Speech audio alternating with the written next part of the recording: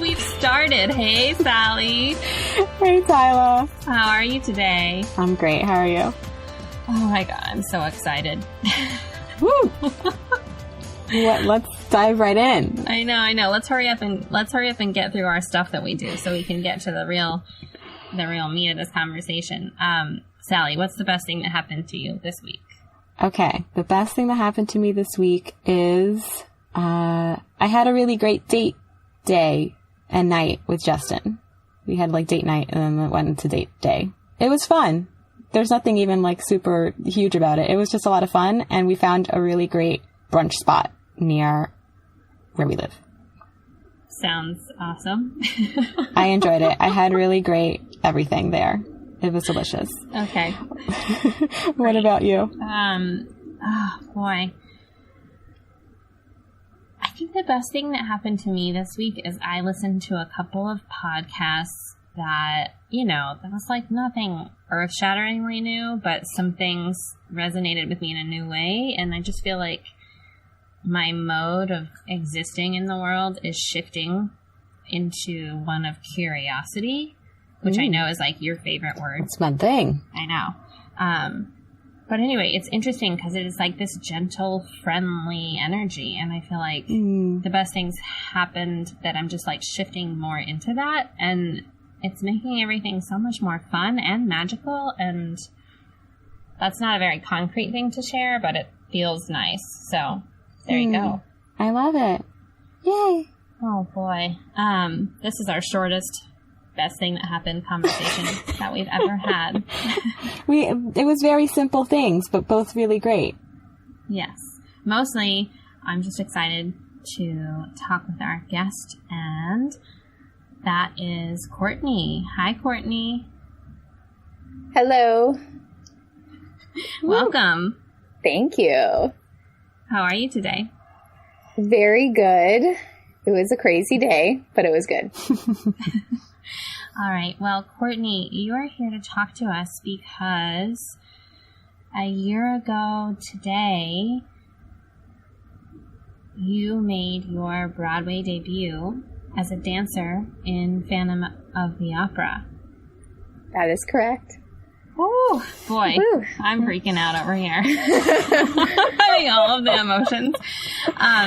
So I would like to invite you, Courtney, to take a moment and shut your eyes and take a really long, deep inhale and exhale and go back to a year ago today and just feel how you were feeling, and then share with us a little bit about what that feeling is.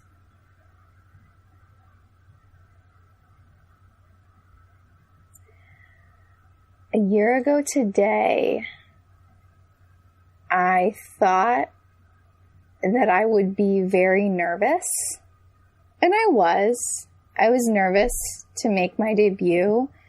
It was also a unique situation. Normally, what you do when you enter the chorus, the Phantom of the Opera, is you learn the entire show in a week. And then on that Friday, you have an opportunity to run through it with the whole cast. And then your debut would be on the following Monday. So you would have the weekend to process it, and then you would dance on Monday. For me, because of scheduling, I learned the whole show, rehearsed with the company on a Monday, and then went in the following Monday. So I had 7 days of no rehearsal. I think I watched the show, but it was very strange that I had this whole week. It's like, don't forget the show. Don't forget the show. And, but I was also very, very calm because at Phantom is the longest running show on Broadway by far. And we've been running for 28 years. And so I'm one of many ballerinas they've taught this show to. They have it down to a science, essentially. The dance captain, Polly Baird, and the assistant dance captain, Justin Peck, were very clear in everything that I needed to do. They taught me what people are kind of surprised to learn sometimes is half of the information I picked up from them is what I did on stage. And I would say the other half, or potentially even more than half, is what I'm supposed to do backstage. I have a certain time that I get each wig on at a certain place with a certain amount of pins with a certain person. And that detail carries over to costumes. It carries over to even when you're walking backstage, who has the right of way in a small hallway? Who has to be on stage next? Is it your turn to stand aside, or is it your turn to take the right of way and go because you have to get on stage? All of those things had been running around my brain all week. But I also felt that I knew them. I had been taught them. I had written them down. I had studied them. And now I was just going to execute them. And it was a very Zen-like day. I woke up and I meditated, and my mom came to support me, and she got a hotel room. So I had a place to really relax beforehand, which made the biggest difference. I ate only my favorite food. Yeah, I know, Mom. It makes such a big difference. I was able to relax with her and then take my favorite ballet class, do my favorite vocal warm-ups, eat my favorite foods. I arrived at the theater very early, and it was just wonderful. It was surreal. It was a dream. It was everything I thought it would be. It was wonderful to have my mom and a couple good friends surprised me and came on my opening night, which was really nice too. But really what I was so surprised by, and I am still surprised by, is the amount of people who contacted me on that day was insane. I mean, people that I danced with when I was 13 years old. And, you know, I remember resting in the hotel room beforehand and just scrolling through essentially kind of the pages of my life with all these people who had reached out, because nobody dances on Broadway. No one who performs on Broadway does so in a bubble. You don't really achieve anything like that by yourself. It is really, I've been dancing since I was 2. So every single person I came in contact with and danced with, and who sewed costumes for me and taught me what first position is and told me not to be scared before I went on stage when I was 5 years old. You know, the moms who were backstage, all of those people in a way were there with me, not just in my mind, but they actually reached out to me beforehand. It was just so cool to feel that community behind me. Mm-hmm. I'm sure that felt kind of like, well, I'm not sure. I'm not you. But I can imagine that felt kind of like bolstering. Oh, yeah.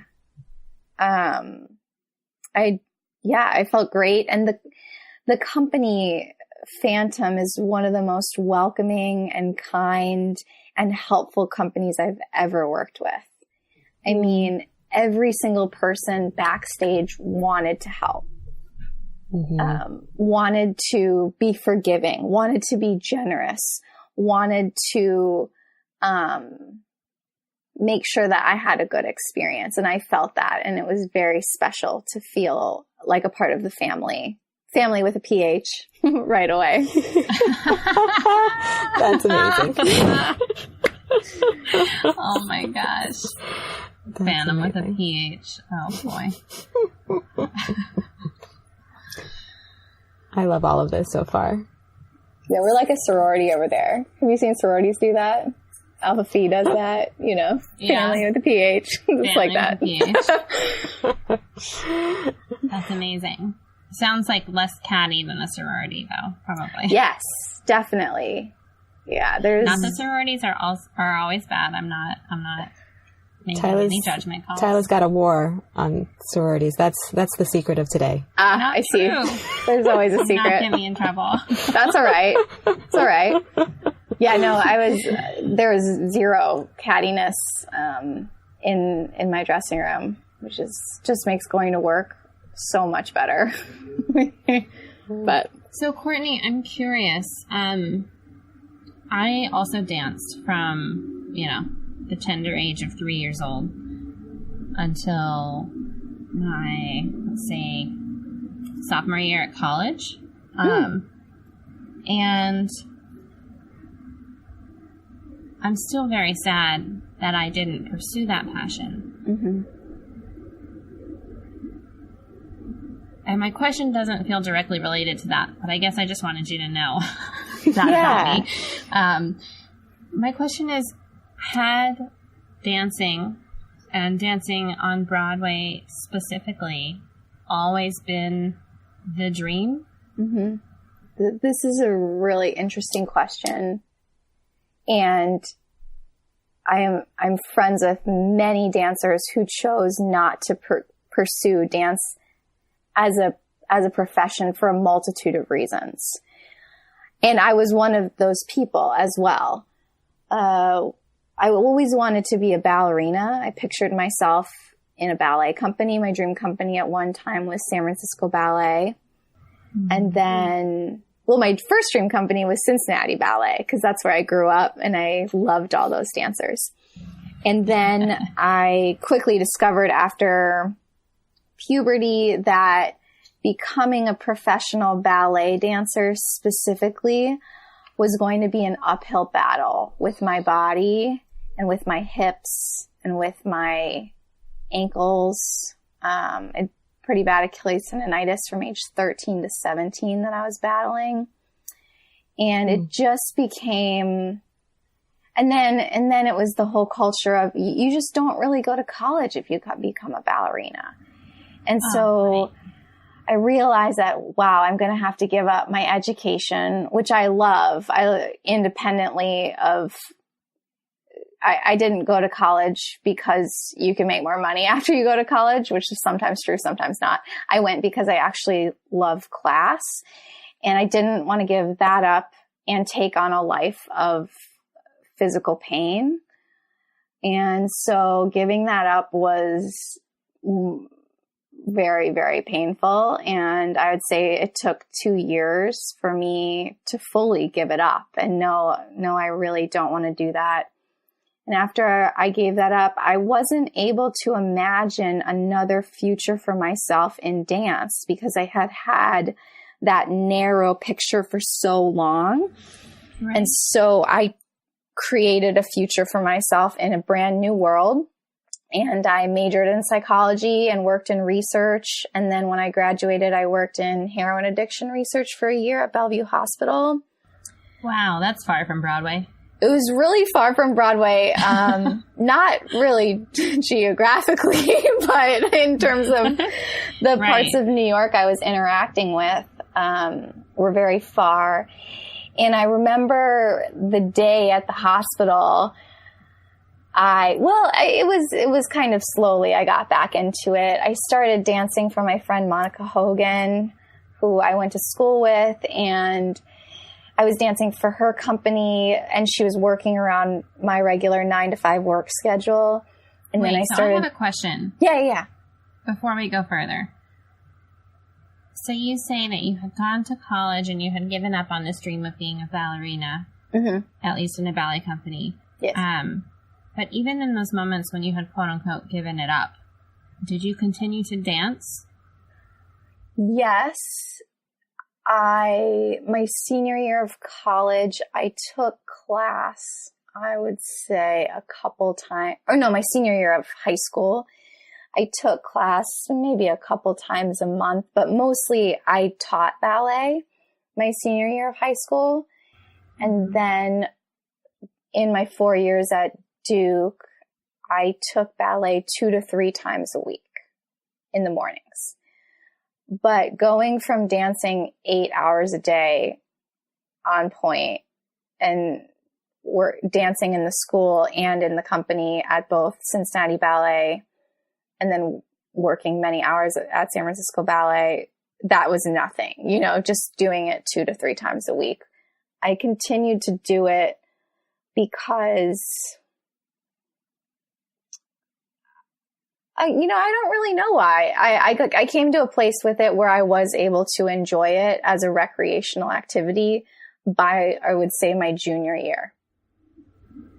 This is all just so amazing to me because as you know, I also went to Duke. Mm-hmm. And what you're saying about, like, the choice between giving up your education and being a dancer is something that I thought was the only option, really. And I almost didn't go to college. I almost moved to LA to see if I could make it. Right. But in the end, I was just kind of a chicken, and I was afraid that I wasn't good enough, and I was afraid about not having health insurance, and I went to Duke, and I took some of those 8 a.m. ballet classes. Yep.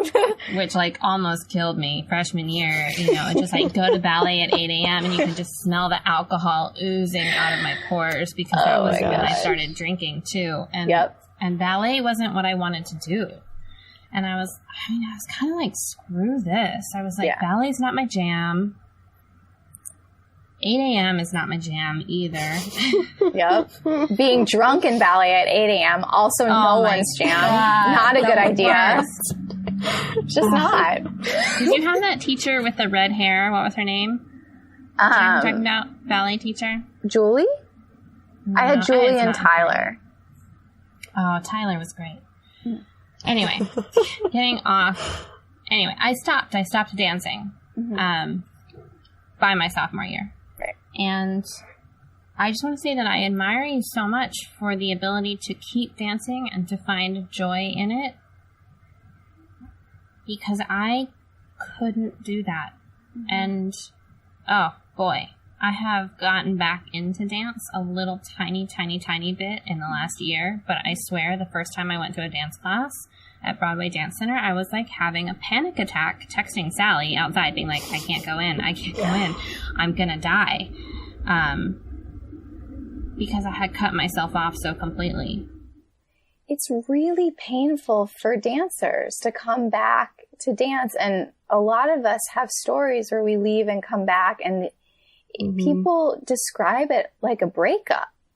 And it really is, because you devote so much of your childhood to it. And I've tried to figure out why sports are different. And I think it's because if you are really good at soccer and you're on the soccer team and you are practicing every day after school, well, let me think. What's a better example? Oh, I met a swimmer, because soccer's seasonal. It's different, but I met a swimmer. Swimming is all year round. He was good enough to go to the Olympics, and he never did for a variety of reasons, but it never entered his brain that he would be a professional swimmer. He said, I would go to the Olympics, do the Olympics, and then I would have my regular life. And for dancers, it's this, do I do this as a career? Do I want to give my whole life over to this for the rest of my life? And then teach and choreograph? The possibility of everything else. Right. Exactly. And I think there's a little difference there. It doesn't work for all sports. Some sports you can very easily make it a profession, but I think it's pushed more in dance and talked about more in dance studios than if you're on a really great swim team in high school and college. And even so with sports, you're still going to college. That's the difference. You're still getting a degree. You're not forced to give that part up so early. I mean, making a decision at 18 about what you want to do with your life is a lot different than making a decision at 22. I think. But it does. I have another question. Yeah. About why it might be different. And I think I have to go like around the point to maybe make my point, so please bear with me.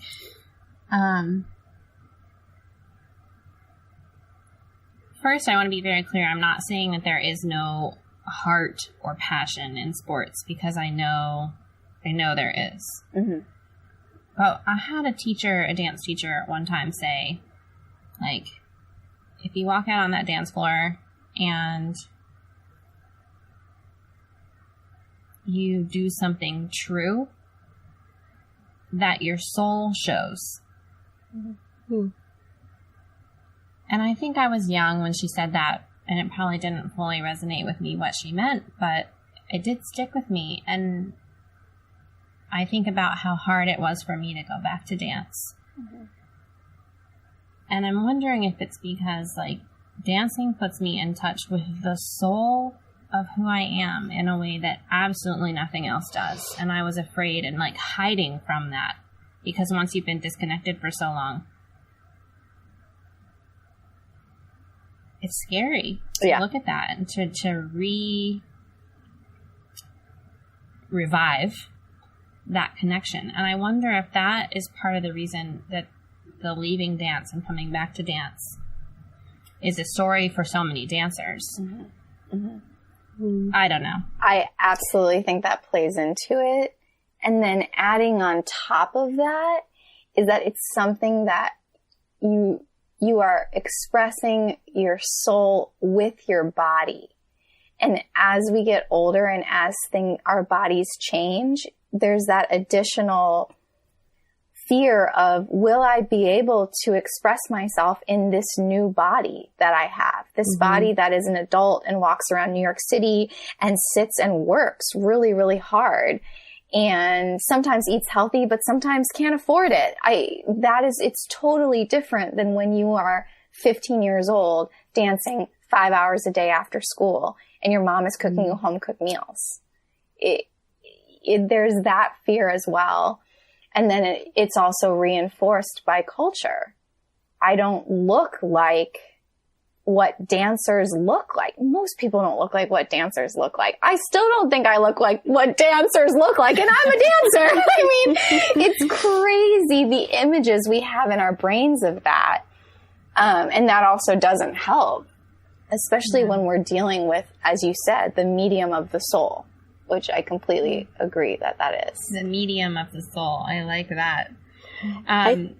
Go ahead, Sally.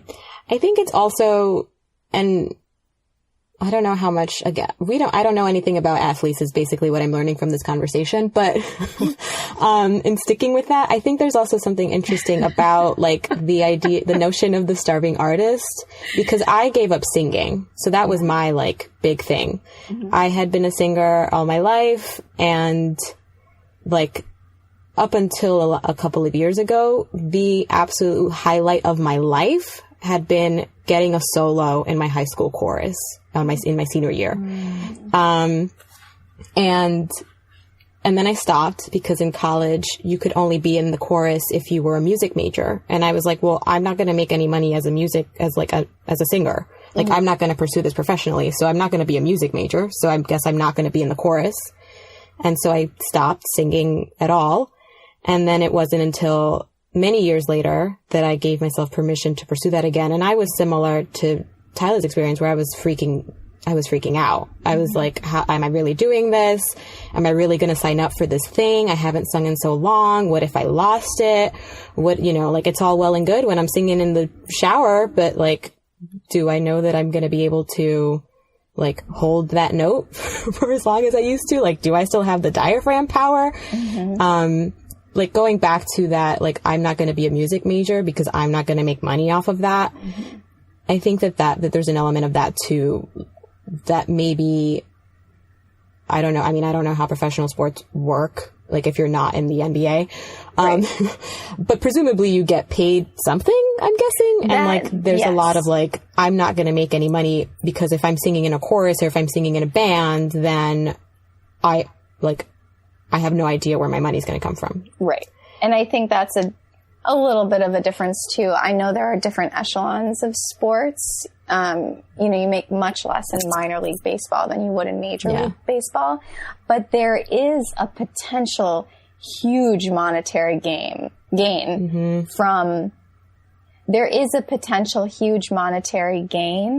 from going into sports if you are the best. The interesting thing with dance is even if you're the best, the path is not as clear. It's not as clear, and even if you're the best, you're not making millions. I mean, I think there's maybe 10 ballerinas. I'm not going to put out figures, but I would say very few ballerinas make 6 figures a year. It's very rare. Well, because there's 100 girls waiting in the wings. Yeah, I mean, who want to do that and be that. Mm-hmm. And I think that part of the pain of it too is that it's a growing pain. I don't know if you guys remember the moment where you figured out that capitalism was going to kind of run your life. There is this moment for me. It was paycheck to paycheck. Yeah, it's really painful because you're told up until a certain age, you can be anything you want to be. Follow your passion, work hard. If you work really hard, you'll be okay. And then there's a point where you realize that's not really true. If I can work really, really hard, but depending on what industry I'm in and depending on how valuable that is and in demand that is to society at the time, and if I am a person with privilege to have access to those resources and those clients, depending on all of those factors, I will maybe be remunerated for my hard work. And that realization is oftentimes coincides with the quitting of dance. Can you tell us about that moment when you had that realization? Oh, goodness. Well, it was two moments. It was the moment I went to college and started looking at a different career path.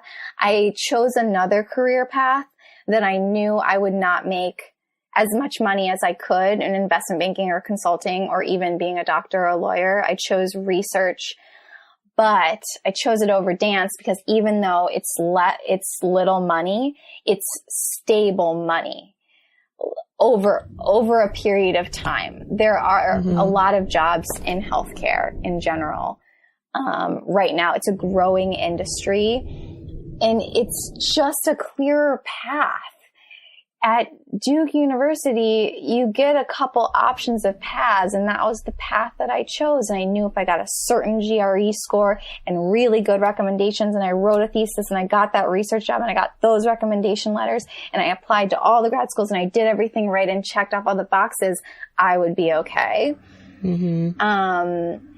With dance, you can check off all the boxes all you want, and you're still going to auditions 5 times a week with hundreds of girls and not booking anything. And it doesn't mean you're not a good dancer. It really, really doesn't. It means that you're just not booking work right now. And I didn't like that instability. So I chose stability first. And then I remember my senior year of college, the actual realization where you sit down and you do the budget of living in New York. Wow. Can I just say that, I went to Duke, and you're like, I had a plan. I was going to do my GRE. I, went to Duke and still didn't know what the hell I was doing. I had no plan. Senior year came, and I also moved to New York, right, as I graduated.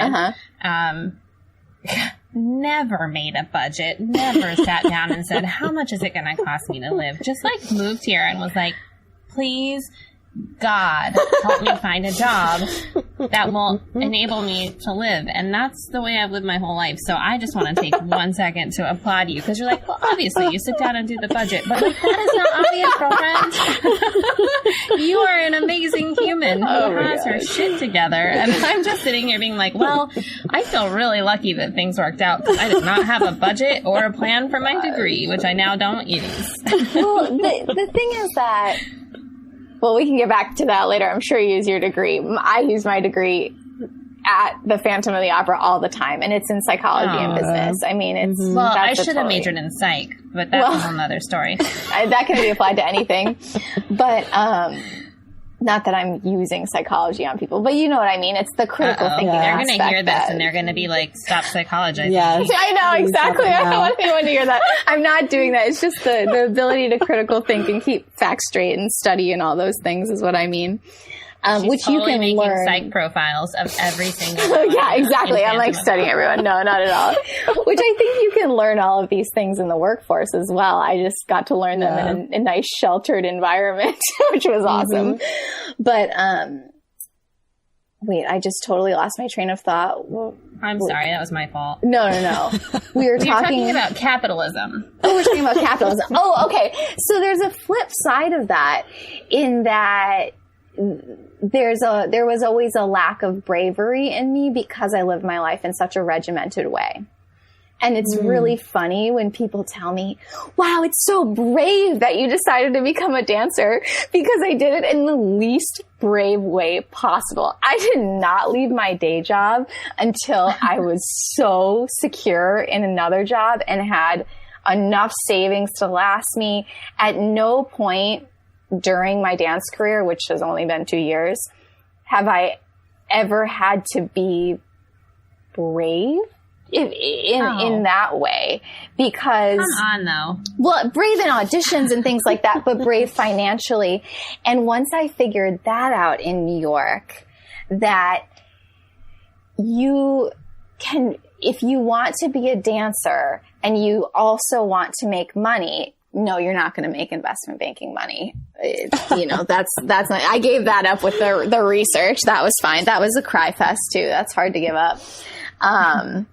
Separate conversation. That moment you realize that all of the power structures that exist in your microcosm are really just a part of the macrocosm, and that by choosing to not buy into that, you are choosing to remain without that high level of income and power. That is a separate conversation. There's something different happening in the outside world that wasn't already happening in our small little world. Yeah, that realization was the second one. That was really painful. I should have been friends with those people. It's like being friends with them does not help, though. All that you get is like a couch to crash on, guys. Just for the people, the young ones listening. Don't be friends with them just because all it'll mean is that sometimes you'll get to walk their dog and stay in there and like hang out at their really nice apartments downtown. Well, and I think that it's a valiant effort. There's an alternative life I feel that I could have lived where I broke into that man's world, and that was my mission, and that was what I wanted to do. It's too not going that way anymore. But there are ways to do it and feel safe financially. You just have to know you're going to have to work a lot of hours. You can How many hours are you talking? We were talking about like your transition from your day job to dancing, and then I interrupted you and got way off track. So let's bring it back around and let's talk a little bit practically about what life you were living at that time. It was, I was never willing to give up any kind of feeling of security and financial independence for dance, but I was willing to work lots of hours. That was something I was willing to give up. I was willing to give up, my social life for a while and my sleep for a little bit. So you can't give up your sleep totally, but you can cut back here and there. And so, I was lucky in that I worked a regular 9 to 5. I really only worked 40 hours a week. And so I used all the rest of my time to dance. Essentially, I was dancing for Monica Hogan Dance Works, and then I danced for 2 other companies that would work around my dance schedule. I used one of my vacation weeks at the hospital to travel up to Kotzebue and perform. And essentially all weekend, all evenings, I would go after work. There was a 5:30 class that if I ran from the hospital, I could make, and then I could do the 5:30 to 7, and then the 7 to 8:30 if I had enough money. Classes are not cheap. No, they're not cheap. And so I took a second job as a tutor and babysitter to pay for my dance habit, essentially. That year was hard, and it's not sustainable to work 16 hours a day, half of those being dancing, something physical. It's just not. And I figured that out, and I thought, okay, so I can either make dance more recreational, or I can find ways to make dance more lucrative. And dance is not lucrative in the modern and classical art forms unless you're at the top, and I'm not at the top. And it's more lucrative in musical theater and more commercial style dances. There's a lot more jobs on cruise ships and amusement parks in regional theaters around the country. And so I figured out that I needed to learn how to do other styles, and I needed to learn how to sing. And so I started investing my money in those areas And the first job that I booked was a cruise ship in Germany. And I gave notice at the hospital. I wanted to finish out my full year at the hospital and finish out the study. So I gave notice that I would be leaving. And that was a 9-month contract. So I felt secure. I felt like I will have food. I will have a place to live on the boat. I will have money. I can leave. I'm okay. And then I ended up never going on that cruise because I booked the Radio City Christmas Spectacular, which was a 2-month tour in December, and it was a better opportunity. But then I was like, now I have a 2-month tour that's better than this cruise. But what am I going to do in the fall? What am I going to do in the spring? That's just 2.5. I think it was 2.5 months. So I auditioned for Busch Gardens, which is this theme park where my mom lives, because theme parks don't pay a lot of money. And I needed money to live and to pay my rent if I couldn't get a sublet. This is amazing. Yeah. I'm just you may not think that you have bravery down. I think you do, but self-discipline and also like street smarts. Oh, you're so sweet. You guys are really sweet. I wish you could see my face as you're describing this. This is amazing. It's like the life that I didn't live. Like, I feel like first I'm not brave enough, and then I'm not self-disciplined enough, and like, how do you think of this? We're not marked explicit in the iTunes store, so I'm trying not to curse, but anyway, funny. Continue the story. Busch Gardens. Yes. Yeah, so I thought, I can live with my mom, and then I don't have to pay rent, and we can share some groceries. Living with the dream, moving back in with mom. And it was actually a really great opportunity. I went to the audition, and I thought to myself, I want this job. It was perfect timing. It was the 2 months before I would be on tour. I walked out. I knew I didn't get the job. There were girls in there that were better than me. They were just better than me. And so I figured out who was casting it, and I found her on LinkedIn. I couldn't believe she was on LinkedIn, and I can't believe she responded to me, because I've done this with this is not a practice in the dance world. In the other worlds that I live in other industries, it's totally normal to network. You don't really do that with choreographers, so I can't believe she responded to me. But I messaged her, and I sent her I didn't learn the tap, because I didn't tap very well. I've kind of learned since. I found the video of the show online, and my sister taps. So she helped me learn it, and then she filmed me doing it.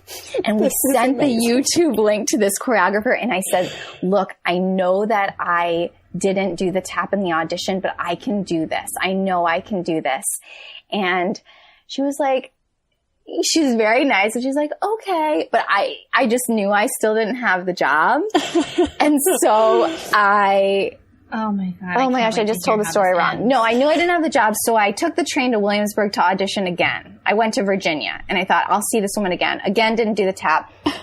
Then I sent her the video YouTube link, and I think finally she was like, this girl, fine, you can dance at Busch Gardens in front of people eating corn dogs if you really want to. That's fine. Like, she was... Nobody else wants it this bad. Yeah, exactly. Yeah. She gave me the job, and it was a perfect job because it allowed me to learn other styles of dance, more commercial styles in a safe environment.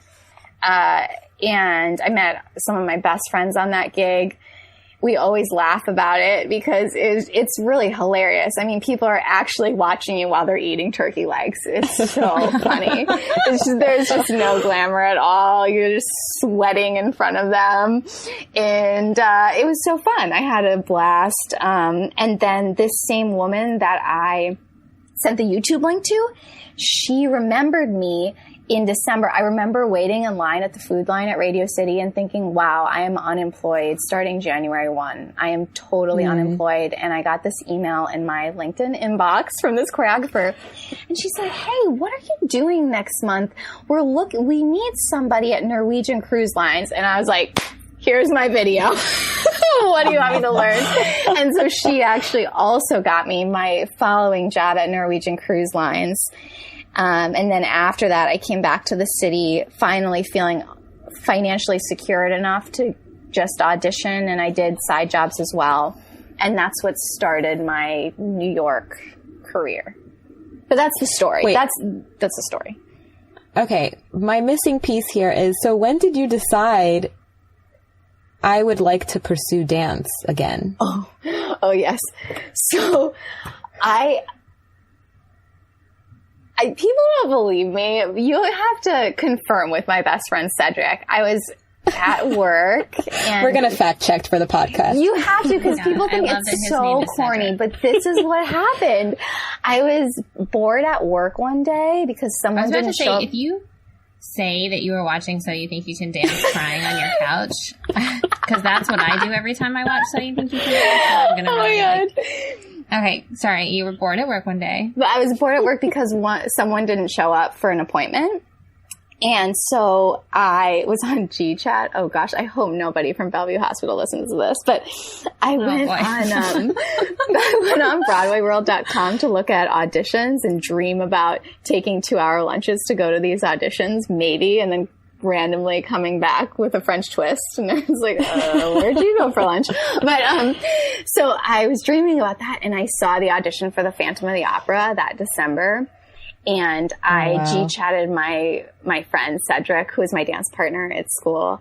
He lives in San Francisco. And I said, I feel like I could really be in the show. I think I could actually do it. I don't sing, and I haven't had pointe shoes on in 5 years. But I think that if I got my stuff, we don't want this to be explicit. If I got my stuff together, I could really do that part. And he said, yeah, I think you could do it too. And so I think from that day, it took 2 years.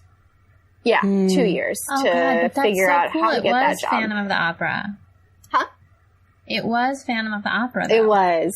That was the final straw, knowing that I could aspire to a job that would provide me with some kind of financial security. The feeling of a real job that I felt I could do. I could become. I had to learn. I had to learn how to sing, and I had to get back in shape. But, yeah. But you're just like, I could do this. Oh, my God. I could do that. The fact that you have that. I could do that. Like, all right, sorry. We're going to have a song break. Yeah. But the fact that because to be honest, I look at dancers all the time, and I think to myself, I could do that, but it doesn't go beyond thinking I could maybe do the physical dance. Like, when I'm like, I could do what it takes to get myself to a place where it might be possible that I might be hired for that job. I have no doubt that I could do the job. But getting myself to that place to be hired for the job, I don't know that I could do that. Well, and that's what stops me anytime that somebody, because I'm constantly, people send me things like auditions, whatever. And I'm like, this is not happening. There's no way I'm going to do this. Like, it's just, no, I can see myself on Broadway. Sure. It's a lot of fun. I'm a great singer. I can dance, if I need to. I've taken dance classes. It's great. Like, I guess I could learn lines. Sure.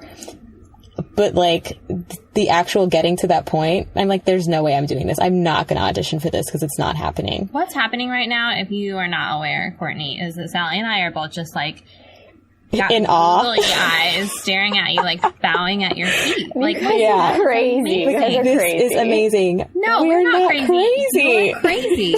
You went from like a 9-to-5 job, just like, okay, pretend it's not you for a second, and let me reflect back to you. I have a great one. I have a great one because I have a friend who was working at a hospital as a researcher. She has a degree in science research, like cell biology. I don't freaking know.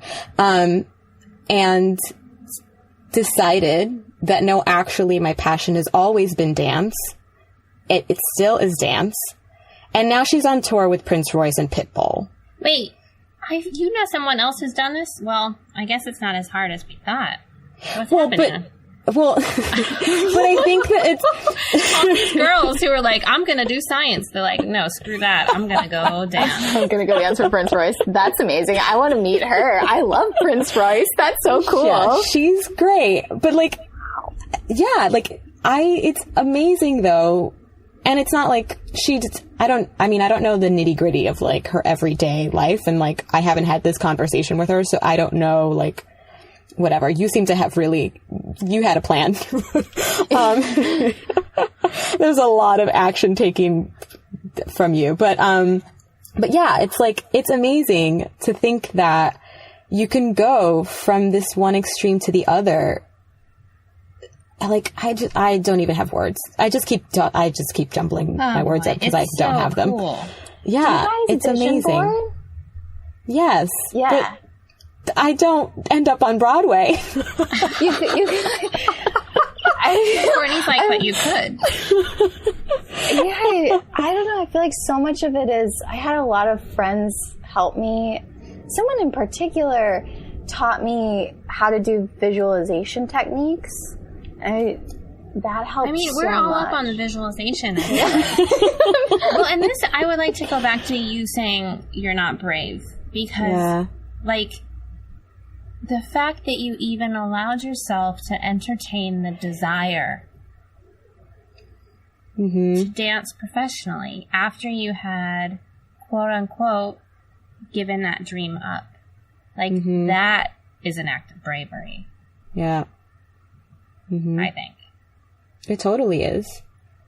I think that you take a break from the visioning and like the next time that you have scheduled for visioning, just use it to really breathe in your bravery. And I'm similar. People say that I'm brave. I do brave things all the time. This is what I hear from people. And I'm always like, I just did a thing. But yeah, take a moment to just like breathe in all those decisions that you made that led you to this dream of yours that you had closed the door on. And then just like decided to open it again. And then 2 years later are in it. I mean, that's amazing. And like, no, it's not just like, I don't know. It is as big and as small as you just kept making decisions that got you where you are. And all of those decisions were brave. If you were if we were all in the same room right now, I feel like Sally and I would like join hands around you and like jump up and down. I know. Like, we're gonna force you to celebrate how exciting this is.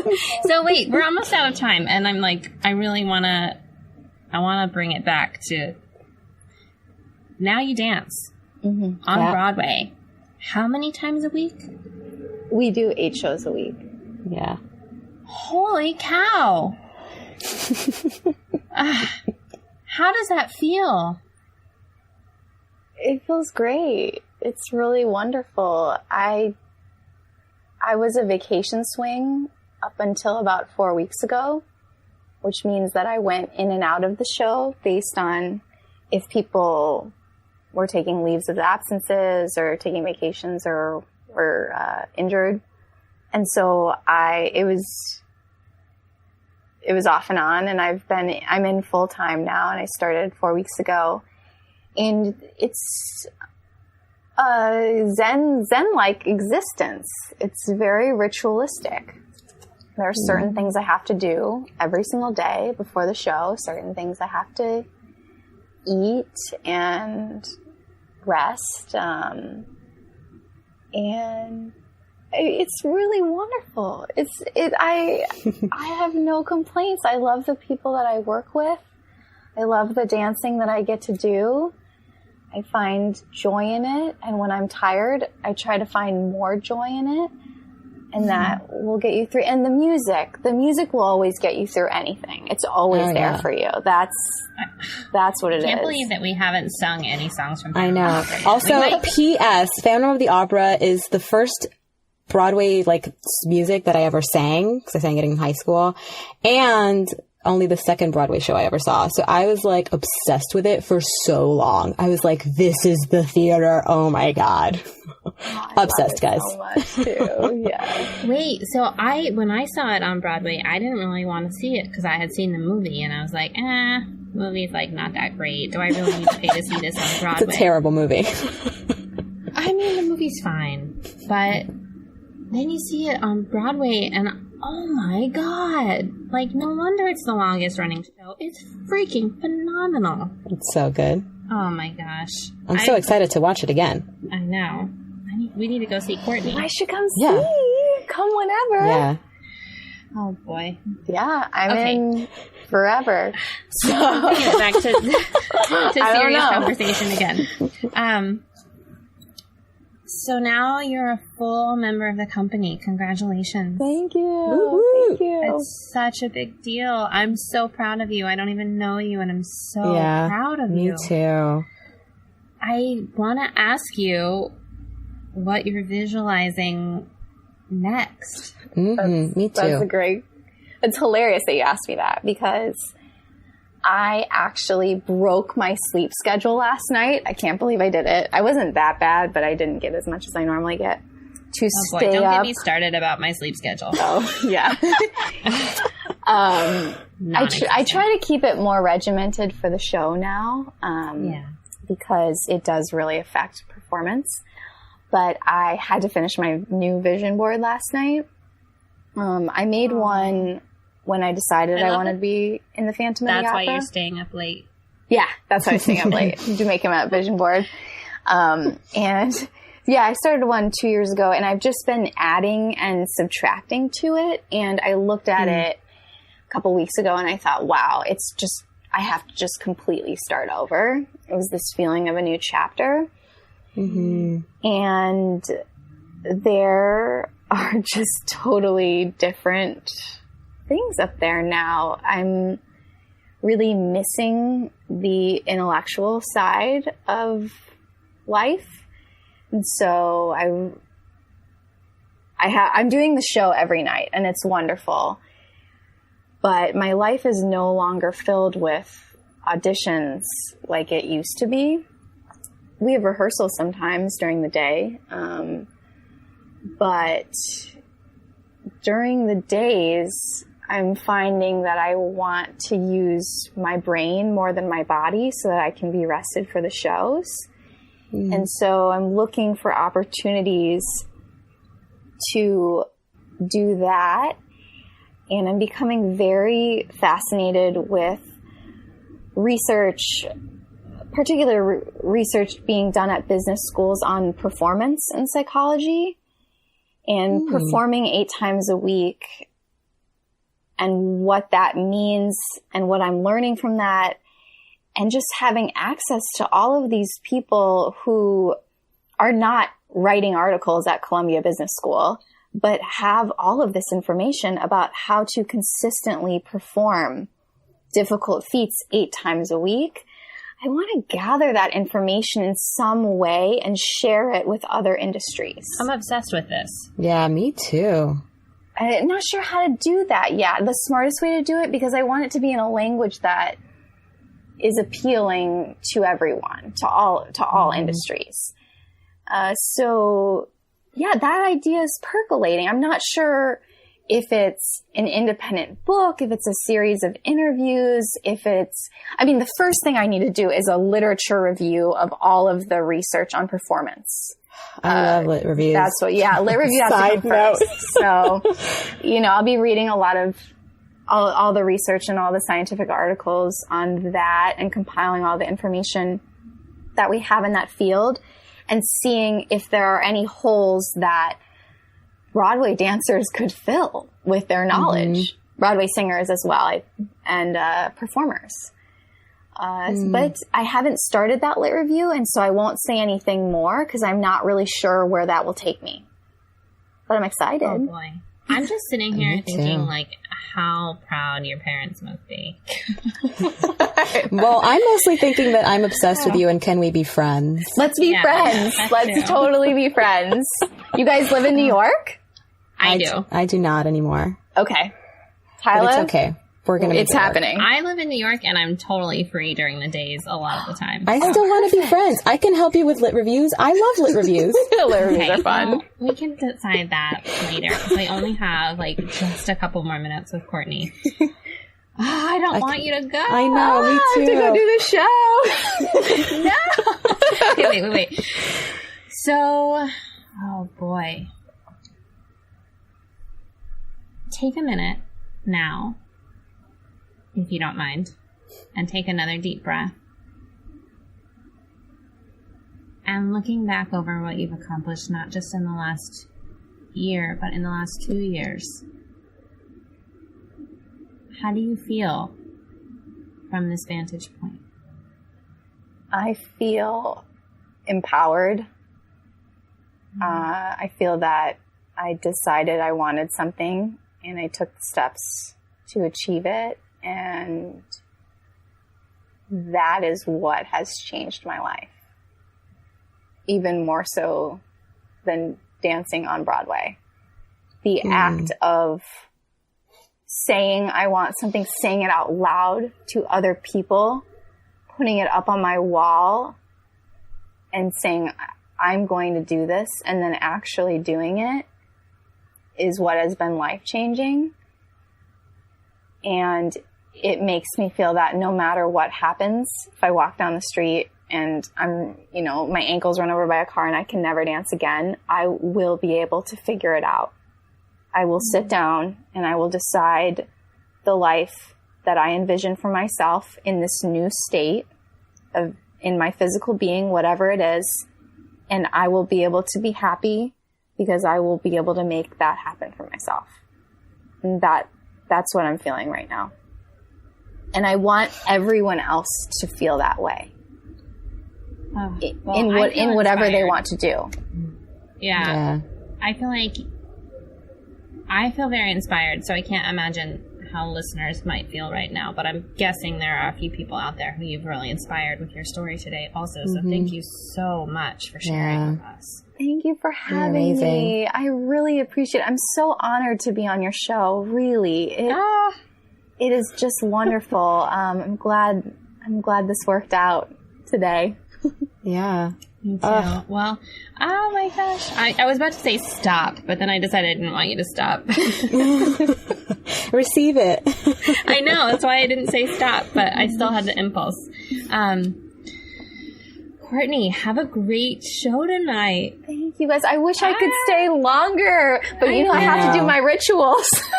Yeah, those are so important. You got to go honor all of your rituals and everything. So we're going to do our little social media plugs. Oh boy. You can leave whenever you're ready, but before you leave, you can share your social media. Okay. Stuff. If you want, no pressure. Yeah. If you want, you can find me on LinkedIn. That, as you've heard from our conversation, is my favorite medium of communication. I know. That's how Sally and I... Wait. Yeah, reconnected. But go on. I have a lot to say about this. Go, continue. LinkedIn's amazing. I love it. I'm on it every day. I'll respond to you. It's Courtney, Courtney, Kristen, Kristen, Liu, Liu. Oh, I hope you get so many LinkedIn messages. I know. This is that made me so happy. This is great. Well, guys, I want to reflect more on this and reconnect with you because this definitely feels unfinished in lots of ways. Particularly talking about the pain of leaving an art form that you spent so much time on. I'm really curious to hear more about that and unpack some of that because I think it's really important for how we educate our young dancers in the future. And bring in examples of people. Sorry, and one more tangent, then I gotta go. I was speaking with somebody the other day, and he said, "Well, I don't think I'm a professional actor because I've never been paid for acting, even though he's worked a lot." And I said that by making a statement like that, you are deciding that you are going to let capitalism decide your worth, your professional worth. Oh, damn. It doesn't work out. That's not correct. It's the amount of time and effort and what we learn from it. So your craft. Yeah, it's about honing your craft. So maybe we will have a special episode. Yes. Yeah. This is happening. This has to happen. This conversation has to gosh. happen, and we have to empower people to know that work that they do, including work at home, stay-at-home moms, whatever work you do, if you are doing work and you are doing it to the best of your ability and you are getting better and you're treating it like a career, that is work, whether you are being paid or not. So that has to be talked about. You're making me feel like a superhero right now. I'm going to go out and like conquer the world. Okay. Oh, maybe we could take a dance class together, except I would be nervous, but... Oh, let's go to a hip-hop class. That sounds so fun. Then I wouldn't be so nervous. I'm jealous. Right. I know that you have to go, Courtney. Don't... Go.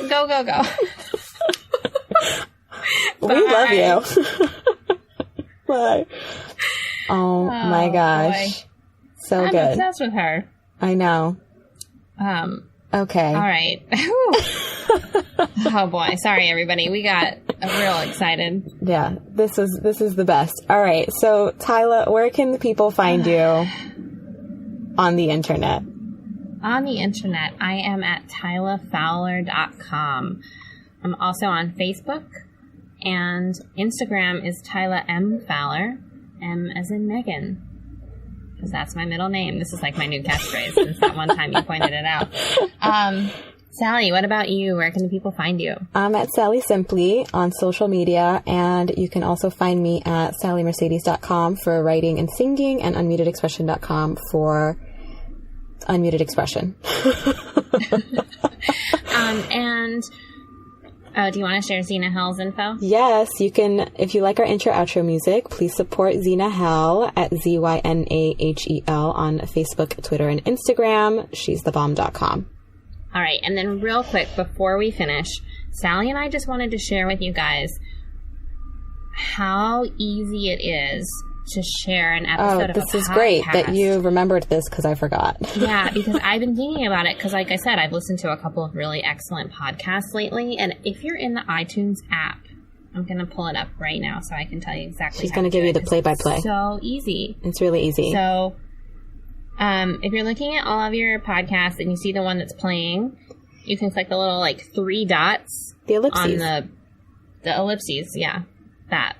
On the far right-hand side, and then a little menu pops up, and at the bottom of the menu it says Share Episode. You click that, and another little menu pops up that allows you to just, like, send a text message or an email or a tweet, and it'll have the link to the episode automatically in there. And I use this all the time because if you tell your friend, you're like, hey, go find this podcast, and this is the particular episode that I want you to listen to, they're not going to do it. But if you send them the link... Yeah, it's so good. Tyla and I do this for each other all the time. Constantly. And so we always ask you guys, if you don't mind, not if you don't mind, we would love it if you would share your favorite episode of A Year Ago Today with someone that you think might enjoy it, because you never know how it might touch their life. And also because it would really help us. We're trying to organically grow our audience and reach more people. And that happens through sharing. Yep, that's right. And sharing is caring. It is caring for us and for each other and yourselves. I think that it's just, I have feelings. I'm having all these feelings that I'm trying to put into words. But it's just so good to know that we're connecting with people, I think also, and it helps us like kind of guide our, like what we do. Like Courtney, you know, if you couldn't tell, neither of us know her. And look, now we've made friends. We want to be friends with you and with so many people. And we want to know what you're enjoying and that it resonates with you. And, you know, that helps keep things going, I think also. So, if you want to talk to us directly, we also have an email address, which is, what is it, Sally? ayearagopodcast@gmail.com. Perfect. And you can email us about anything. I had the idea the other day that if we start getting questions, we could have like a special little every other week question and answer. That'd be so fun. But to grow our podcast in these really fun ways that we want to grow it, we require some support from the people who are listening. So please please, if you're enjoying. If not, I don't know why you're listening. Well, and I know that a lot of you are because, you know, you comment on Facebook and whatnot. And so that's great. And you can share it with your bestie or with somebody who inspires you. This is a very inspiring episode, I found. Somebody inspires you. Or just anybody who you get like a little nudge, like, oh, I think that Bob would really love this.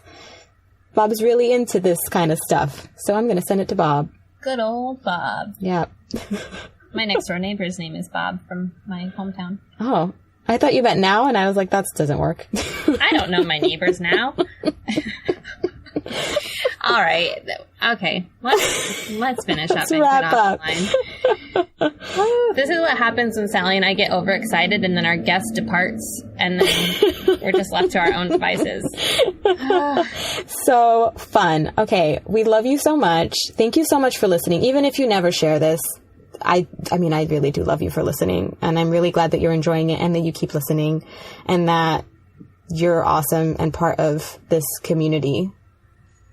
That's all. Yeah, all that. Love y'all. Peace out, guys. See you next time. Woo woo. Bye.